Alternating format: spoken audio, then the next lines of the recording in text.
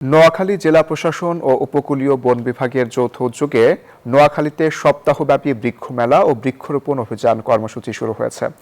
মঙ্গলবার সকাল 11টায় জেলা ঈদগাহ প্রাঙ্গণে বৃক্ষ মেলার উদ্বোধন করেন জেলা প্রশাসক শফিকুল ইসলাম।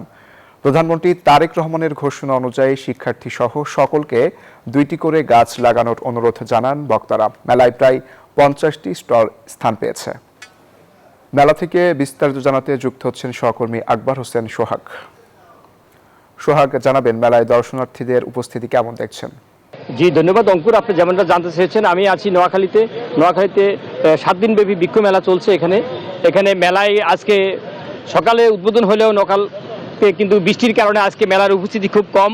সকাল থেকে বাড়ি বৃষ্টি হওয়ার কারণে আসলে নোয়াখালীতে আসলে আজকে যে মেলা শুরু হয়েছে এটা আগামী 7 দিন চলবে। এই মেলায় এখন দর্শনার্থী আজকে প্রথম দিনের উপস্থিতি কম, কিন্তু আমি বন বিভাগের কর্মকর্তাদের সাথে আমি কথা বলছি, তারা জানান যে বৃষ্টির কারণে আজকে মেলায় উপস্থিতি কম, তবে আগামীকাল থেকে উপস্থিতি অনেক বাড়বে। এবং এ বিষয়ে সকালে জেলা প্রশাসক কার্যালয়ে আলোচনা সভা হয়েছে। আলোচনা সভায় বিভাগীয় বন কর্মকর্তা মিজানুর রহমান মোল্লার সভাপতিত্বে এখানে অনুষ্ঠিত হয়েছে।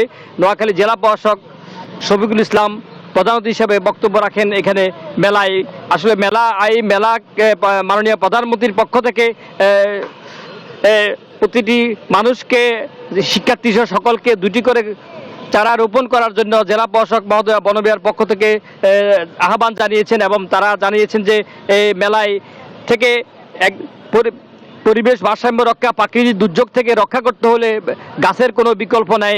পলজে এবং বনজের গাছা তারা লাগার জন্য শিক্ষার্থী সহ সকল ধরনের সবাইকে তারা অনুরোধ করেন। আসলে সব মিলে এই ছিল নোয়াখালী থেকে সবচেয়ে স্পিসি স্টোরিতে অঙ্কুর। আপনাকে ধন্যবাদ।